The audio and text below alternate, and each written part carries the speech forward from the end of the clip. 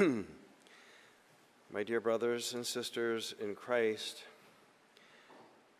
the mysterious first reading from the book of Judges about the trees. As I ponder this, perhaps it is a statement about not being willing to sacrifice for good governance. We have the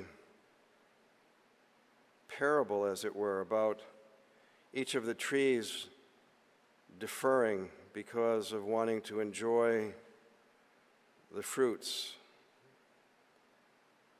and being unconcerned about raining until it falls upon the buckthorn. And the last line, let fire come from the buckthorn and devour the cedars of Lebanon.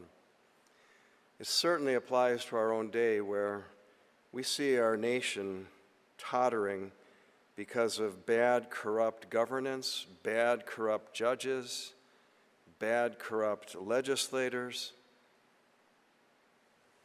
and the people not having insisted upon good leaders. And now there's a tremendous effort to try to awaken the people to all of the corruption that we have watched occur or have not sufficiently prayed for our leaders or worked to put just people in place. And so our whole democracy is about to collapse under the weight of our sin and the corrupt people in government, which is a complete tragedy.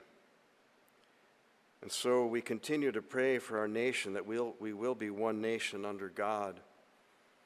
The indoctrination of students, teachers' unions that have been for decades infiltrated by communists, and a whole generation of college professors as well who have indoctrinated youth to hate this country.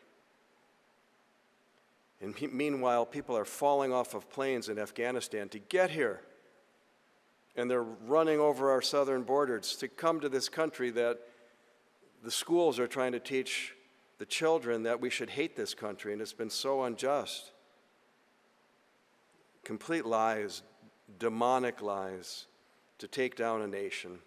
This nation, as our founder pointed out decades ago, is the last stronghold of true freedom in the world. And when we fall, a darkness will come upon the world.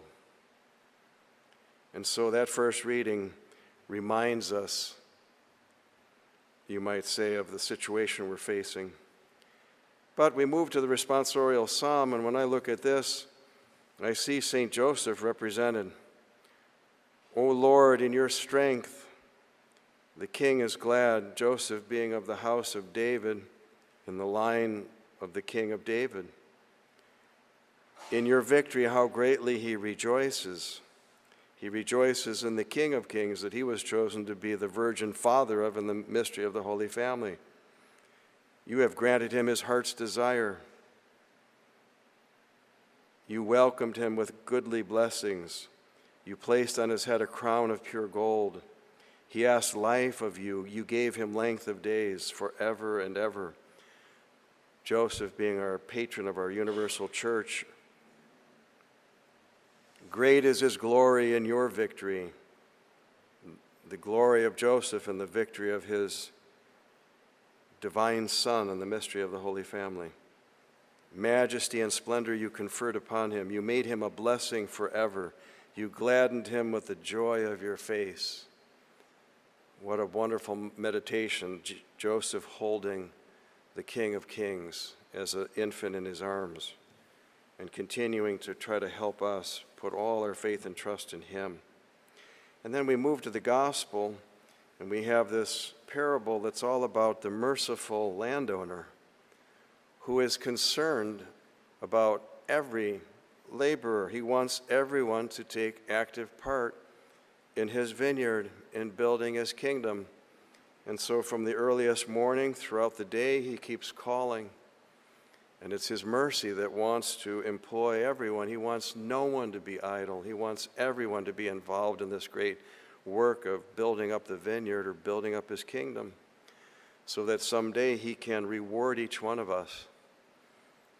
And I'll end with a beautiful meditation by St. John Chrysostom that I was reading this morning about this notion of the last shall be first.